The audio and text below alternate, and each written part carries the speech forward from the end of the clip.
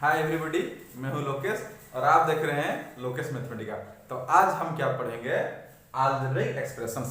हमारा जो सेक्शन 2 था, आज उसका फर्स्ट क्लास है।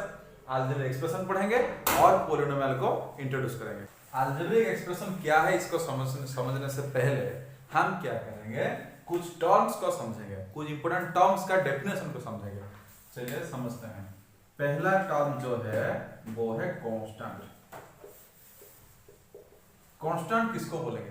क्वांटिटीज दो टाइप्स के होते हैं, एक है कांस्टेंट और एक है वेरिएबल। तो पहले समझते हैं कांस्टेंट किसको बोलेंगे। किसको बोलेंगे? जिसका वैल्यू कभी चेंज नहीं होता, कुछ वैल्यू रिमेन्स फिक्स और कैन नॉट बी चेंज। जैसे कि 1 2 5 7 5 एक्सेट्रा। 1 का वैल्यू क्या है? 1 है। 2 का वैल्यू 2 ही है, 2 के अलावा और कुछ नहीं हो सकता। पाई का वैल्यू क्या है? अप्रोक्सीमेटली 22/7 है और 3.14 है। क्या है पाई का वैल्यू? जो भी है वो कांस्टेंट है। ठीक है, तो इसको बोलेंगे हम कांस्टेंट।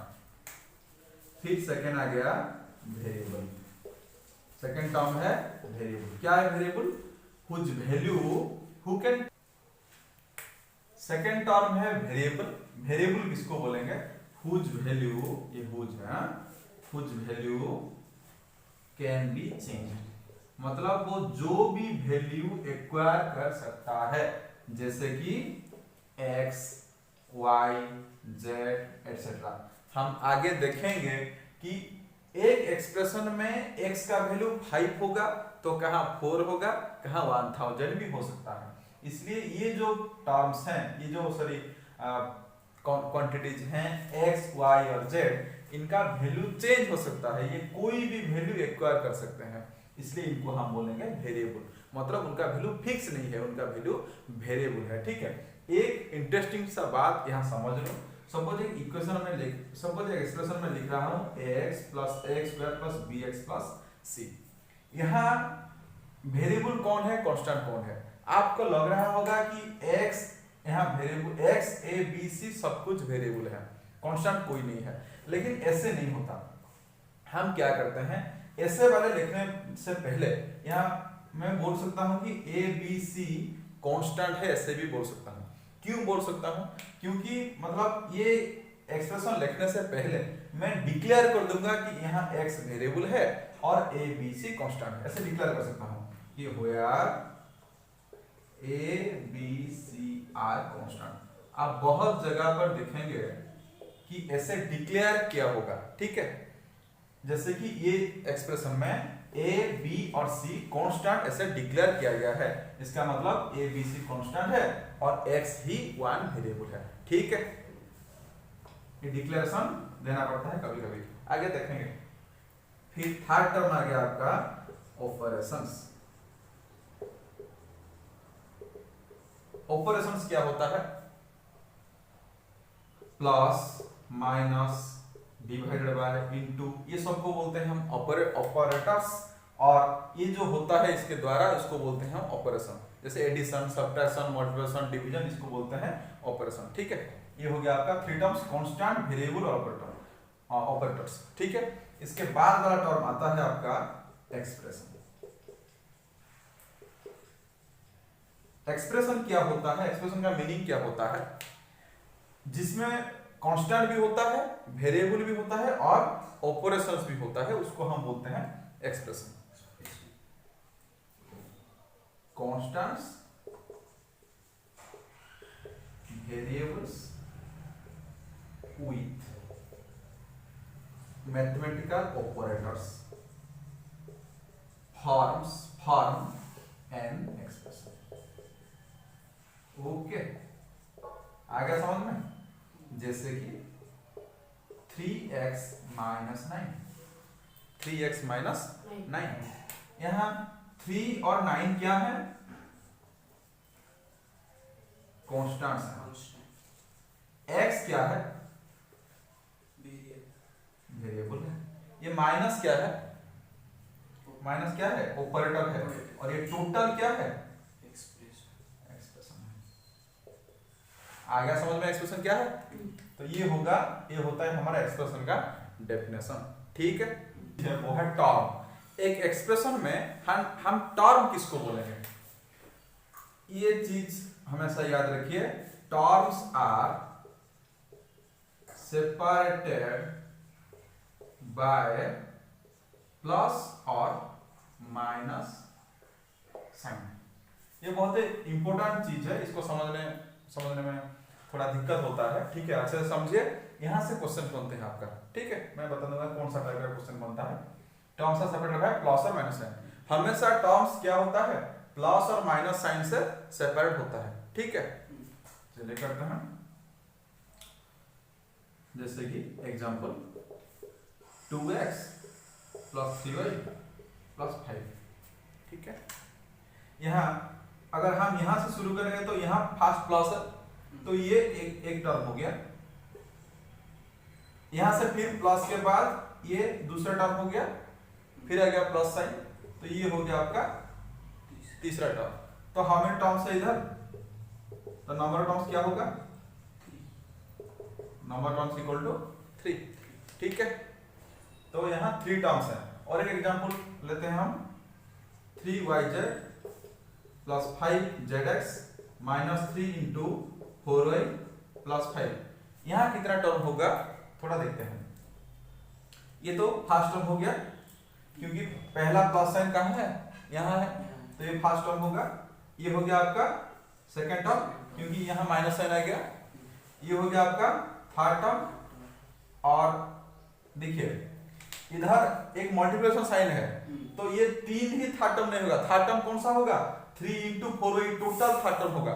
ठीक है, ये टोटल थर्ड टर्म होगा आपका, क्योंकि इंटू में टर्म खत्म नहीं होता है। टर्म कहाँ खत्म होता है, प्लस और माइनस में ही टर्म्स खत्म होते हैं। ठीक है, तो यहां से थर्ड टर्म जो शुरू हुआ कहाँ खत्म होगा, लास्ट मतलब अगले वाला प्लस साइन में। अगले वाला प्लस साइन कहाँ है, इधर है, तो ये इधर खत्म होता है थर्ड टर्म। तो ये हो गया आपका थर्ड टर्म। ये थर्ड और ये फोर्थ टर्म नहीं होगा, ये टोटल थर्ड टर्म होगा। ठीक है, तो उसके बाद ये आ गया आपका fourth term. So number terms कितना है इधर, 4।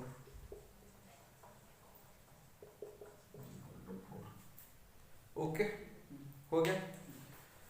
फिर और एक एग्जांपल देखते हैं, 3 into x minus y plus 4 y minus z plus 5। अब बताइए यहाँ कितना टर्म्स होंगे।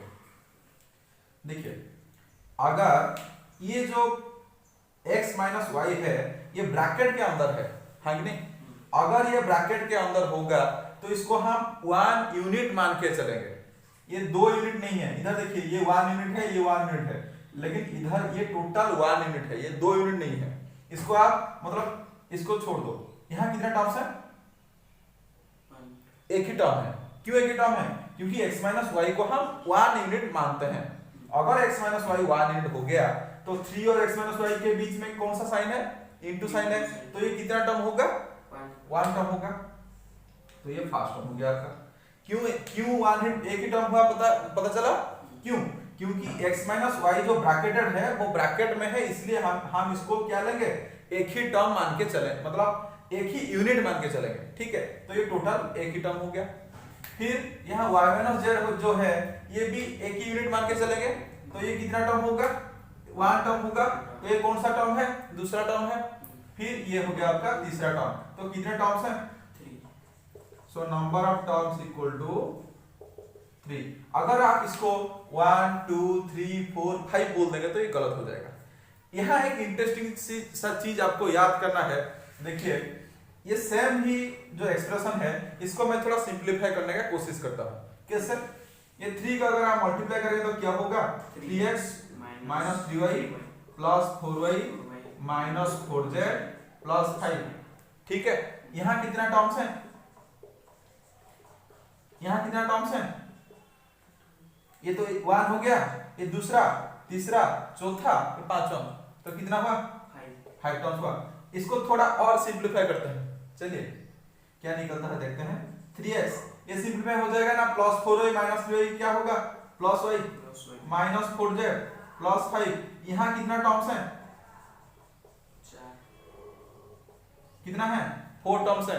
देखिए वो सेम ही एक्सप्रेशन, सेम एक्सप्रेशन, यहाँ 3 टर्म्स है, यहाँ 4 टर्म्स है, यहाँ 5 टर्म्स है। अगर आप बोलेंगे तो मैं 10 टर्म भी लिख पाऊंगा इसको लेके, ठीक है। तो ये एक्सप्रेशन को हम कितने भी टर्म्स में कन्वर्ट कर सकते हैं। इसका आगे मैं आपको पढ़ाऊंगा, मतलब थोड़ा 2-3 क्लास के बाद पढ़ाऊंगा जो फैक्टरेशन, उस वक्त मैं आपको बताऊंगा कि फैक्टरेशन का मीनिंग ये होता है कि जो एक एक्सप्रेशन आपको दिया होगा उसमें बहुत सारे टर्म्स होंगे, कहां 3 टर्म्स होगा, कहां 4 टर्म्स होगा, कहां 5 टर्म्स होगा, उसको हम क्या करेंगे, ऐसे कन्वर्ट करते चलेंगे, लास्ट में एक ही टर्म होगा, ठीक है। उसको बोलेंगे हम फैक्टरेशन। तो फैक्टरेशन किसको बोलेंगे, 4-5 टर्म आपको दिया होगा, उसको क्या करेंगे हम 1 टर्म में कन्वर्ट करेंगे, उसको हम बोलेंगे फैक्टरेशन में। उस वक्त आपको अच्छे से बताऊंगा, ठीक है। ये आ गया समझ में, टर्म्स किसको बोलेंगे। यहां से आपका क्वेश्चंस बनते हैं कैसे। अगर आपको पूछा होगा, पूछेगा कि 2x + 3y + 5 में कितने टर्म्स होंगे, तो आपका आंसर क्या होगा, 3 होगा। अगर ये पूछा होगा और नंबर टर्म्स कितना है, तो आपका आंसर क्या होगा, ये होगा। ऐसे वाला क्वेश्चंस बनते हैं बहुत, ऐसे मतलब ये जैसे चालाक वाला क्वेश्चन है कि नहीं, ऐसे टर्म आपका बनते हैं। यहां और एक चीज आप याद रखिए, कांस्टेंट और कांस्टेंट टर्म क्या होता है। कांस्टेंट और कांस्टेंट टर्म,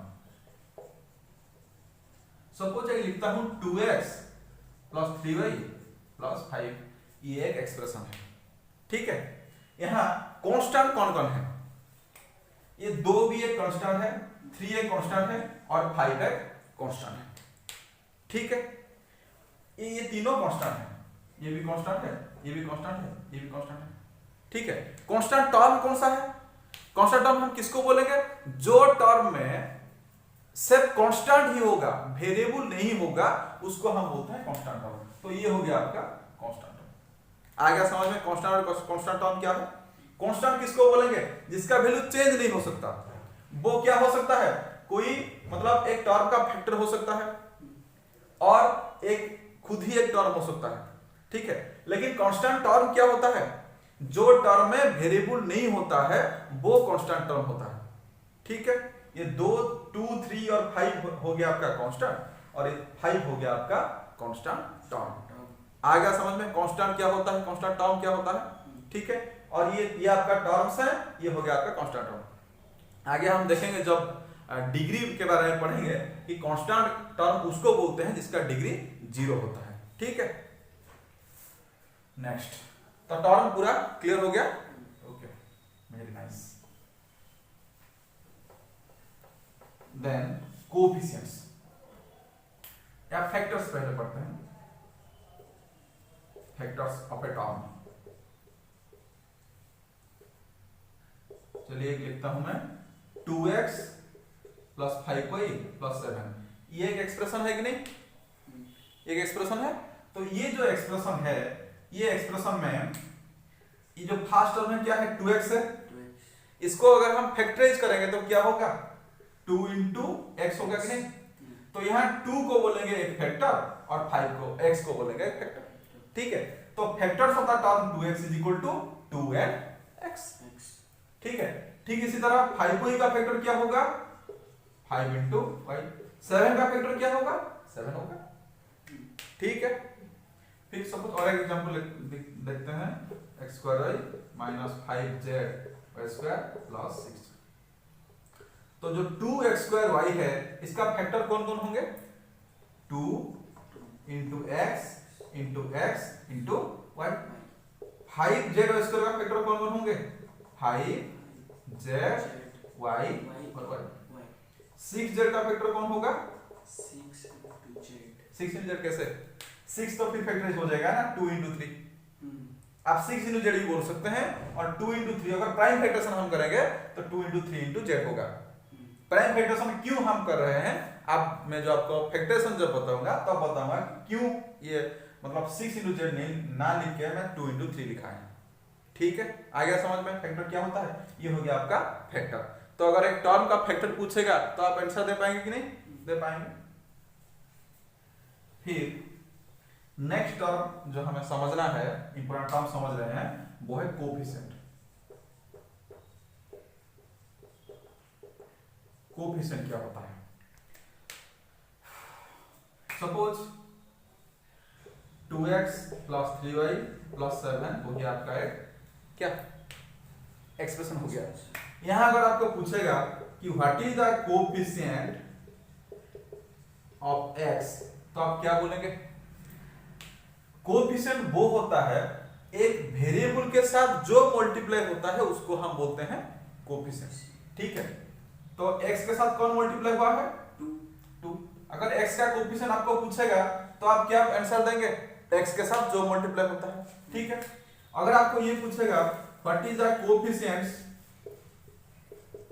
ऑफ y, तो आपका आंसर क्या होगा? 3 होगा। अगर आपको बोलेगा कांस्टेंट टर्म कौन है, तो 7 होगा कांस्टेंट टर्म, ठीक है। आपका 7th क्लास का बुक में ये दिया हुआ है कि कोएफिशिएंट इसको दिया हुआ है न्यूमेरिकल कोएफिशिएंट, ठीक है। और ऐसा भी दिया हुआ है, सपोज ऐसा लिखा है 2xy plus 3zx plus 5। यहां पूछा होगा कि what is the coefficient of x, तो आपका आंसर क्या होगा? आंसर होना चाहिए 2y, जो मल्टीप्लाई हुआ है, ठीक है। लेकिन हम ऐसे नहीं समझेंगे। हम कैसे समझेंगे? कैसे समझेंगे कि कोएफिशिएंट का मतलब होता है न्यूमेरिकल कोएफिशिएंट, ठीक है। हम हमारा जो मतलब एप्लीकेशन टर्म्स में कोएफिशिएंट का मतलब हम क्या समझेंगे? सिर्फ न्यूमेरिकल कोएफिशिएंट, ठीक है। तो यहाँ x का कोएफिशिएंट क्या होगा? कोई नहीं। अगर हमें xy का कोएफिशिएंट पूछेगा तो हम आंसर क्या देंगे? 2 देंगे। आ गया समझ में? तो ये हो गया आपका कोएफिशिएंट। लेकिन मैं एक सवाल पूछूंगा, आप जवाब नहीं दे पाएंगे। चलिए देखते हैं। Suppose 2x plus 5y minus ax plus 5, इसमें x का कोएफिशिएंट क्या है? मैं डिक्लेयर कर दे रहा हूं कि इधर a एक कांस्टेंट है, a इज एन कांस्टेंट, ठीक है। a is a constant. तो अब बताइए कोएफिशिएंट ऑफ x क्या होगा? क्या होगा कोएफिशिएंट ऑफ x? 2 होगा या माइनस a होगा? क्या होगा? चलिए इसको देखने के लिए हम क्या करते हैं, इसको थोड़ा सिंपलीफाई करते हैं। कैसे? 2 minus a into x plus 5y plus 5 लिख सकता हूं कि नहीं? इसको क्या क्या मैं ax को यहां ले आया, फिर x को कॉमन ले गया, तो 2 माइनस a इंटू एक्स हो गया, ये प्लस 5y प्लस 5 हो गया। तो यहाँ x का कोएफिशिएंट अब क्या है? क्या है x का कोएफिशिएंट? 2 minus a। क्यों? क्योंकि ये तो 1 यूनिट है ना, ये टोटल 1 यूनिट है। तो ये x के साथ हमारा कोएफिशिएंट का डेफिनेशन क्या है?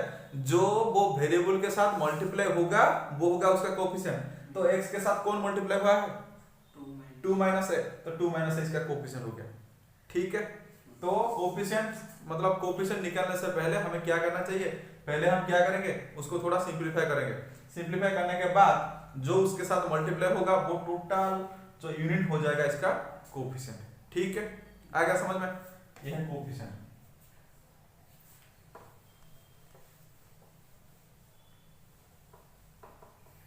अब थोड़ा टर्म्स के हिसाब से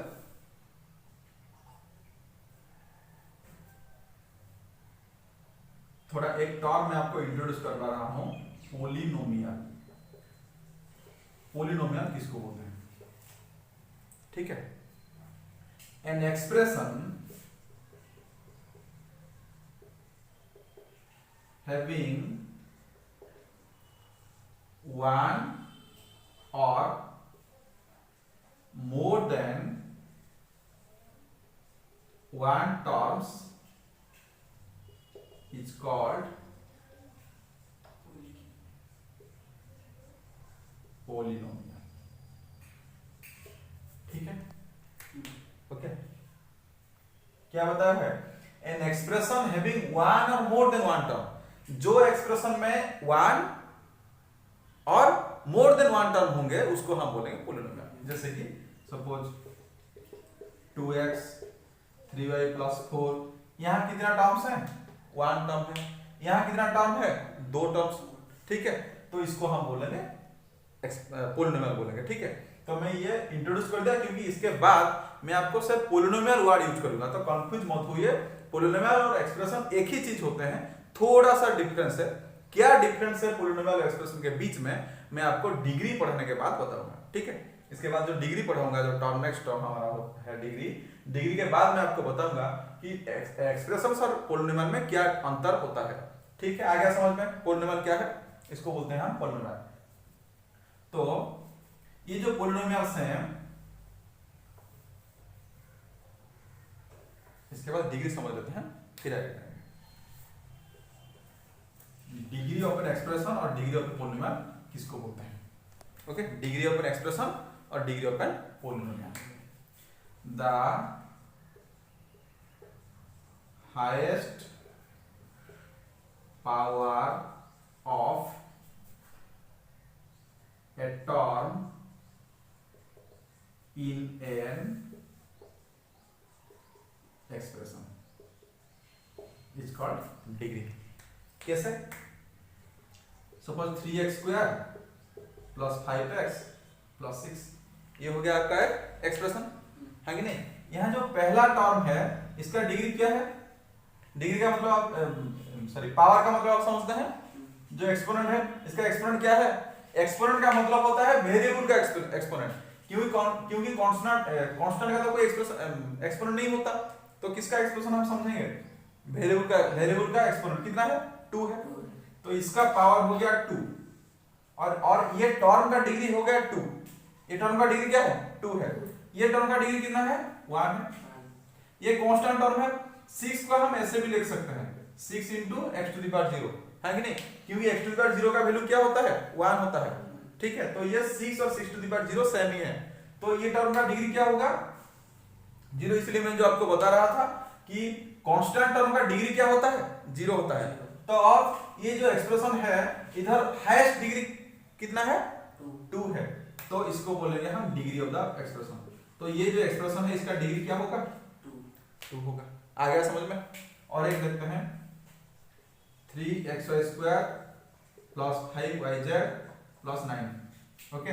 इसका डिग्री क्या है? इसका डिग्री क्या है बताइए? फर्स्ट टर्म का डिग्री, फर्स्ट टर्म का पावर कितना होगा? x का 1 y का 2, तो टोटल क्या हो गया? 3 हो गया, क्योंकि ये तो एडिशन होता है ना। और इसका डिग्री क्या होगा? 2, इसका डिग्री 0, तो हाई डिग्री क्या है? 3 है। अगर 2 बताएंगे तो आपका आंसर गलत हो जाएगा, ठीक है। आ गया समझ में? ये है आपका डिग्री। कुछ प्रॉब्लम है डिग्री में? Okay okay. जो मैं पॉलिनोमियल, एक एक्सप्रेशन पॉलिनोमियल होने के लिए जो मैं आपको कंडीशन बता रहा था, वो कंडीशन ये है कि पॉलिनोमियल का डिग्री सिर्फ पॉजिटिव इंटीजर ही होगा, ठीक है। फ्रैक्शन नहीं होगा और नेगेटिव इंटीजर नहीं होगा। आ गया समझ में? वो एक्सप्रेशन ही पॉलिनोमियल हो सकता है जिसका डिग्री क्या होगा? पॉजिटिव इंटीजर होगा, फ्रैक्शन नहीं हो सकता है और नेगेटिव इंटीजर नहीं हो सकता है। आगे हम देखेंगे मतलब कौन सा पॉलिनोमियल होगा, कौन सा पॉलिनोमियल नहीं होगा, मैं आपको अच्छे से बताऊंगा, ठीक है। अभी इतना समझ लो, ठीक है। ये हो गया आपका डिग्री। फिर टर्म्स के हिसाब से चलते हैं। Types of polynomials.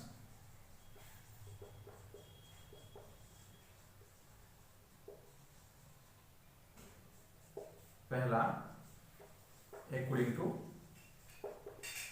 टर्म्स और number of terms. Number of terms के हिसाब से कितने टाइप का पॉलिनोमियल होते हैं, ठीक है। अगर नंबर ऑफ टर्म्स टाइप लिख देते हैं, नंबर ऑफ टर्म्स अगर 1 होगा तो उसको बोलेंगे हम मोनोमियल। क्या बोलेंगे? मोनोमियल। अगर नंबर ऑफ टर्म्स 2 होगा हम इसको क्या बोलेंगे? बाइनोमियल। आपका आंसर क्या होगा? बाइनोमियल। अगर नंबर ऑफ टर्म्स 3 होगा तो आपका आंसर क्या होगा? ट्राइनोमियल। वो वाला पॉलिनोमियल का हम बोलेंगे ट्राइनोमियल। ये तीन को आप याद रखिए, ठीक है। और फिर डिग्री के हिसाब से, किसके हिसाब से? डिग्री के हिसाब से। अगर उसका डिग्री अगर 1 होगा, ठीक है, डिग्री अगर 1 होगा तो उसको हम बोलेंगे लीनियर। क्या बोलेंगे? लीनियर। डिग्री अगर 2 होगा तो उसको हम बोलेंगे क्वाड्रेटिक। क्या बोलेंगे? क्वाड्रेटिक। अगर डिग्री 3 होगा तो उसको हम क्या बोलेंगे? क्यूबिक। अगर डिग्री 4 होगा उसको हम बोलेंगे बाई क्वाड्रेटिक। क्या बोलेंगे? By quadratic. ठीक है, डिग्री 1 होगा तो लीनियर, 2 होगा तो क्वाड्रेटिक, 3 होगा तो क्यूबिक और 4 होगा तो बाई क्वाड्रेटिक। ठीक है, तो ये हो गया आपका types of polynomials according to terms and according to degree. ठीक है, आ गया समझ में मोनोमियल क्या होता है, बाइनोमियल क्या होता है, ट्राइनोमियल क्या होता है, पॉलिनोमियल क्या होता है, लीनियर पॉलिनोमियल क्या होता है, फिर क्वाड्रेटिक पॉलिनोमियल क्या होता है, क्यूबिक पॉलिनोमियल क्या होता है, फिर बाइक्वाड्रेटिक पॉलिनोमियल क्या होता है। ये कुछ इंपोर्टेंट टर्म्स थे जो हमें पहले समझना था हमारा एक्चुअल कोर्स में, हमारा एक्चुअल जो पढ़ने वाला चीज है उसमें इंट्रोड्यूस होने के लिए। तो इसको पहले अच्छे से याद करो, ठीक है, इसको अच्छे से समझ लो, फिर हम क्या करेंगे अगले क्लास में शुरू करेंगे कैसे हम पॉलिनोमियल को ऐड करेंगे, कैसे सबट्रैक्ट करेंगे, कैसे मल्टीप्लाई करेंगे, कैसे डिवाइड करेंगे, ठीक है, और उसके बाद कैसे फैक्टराइज करेंगे। ओके, सो आज के लिए बस इतना ही। हंसते रहिए, खेलते रहिए और हमेशा मैथ करते रहिए। Bye bye.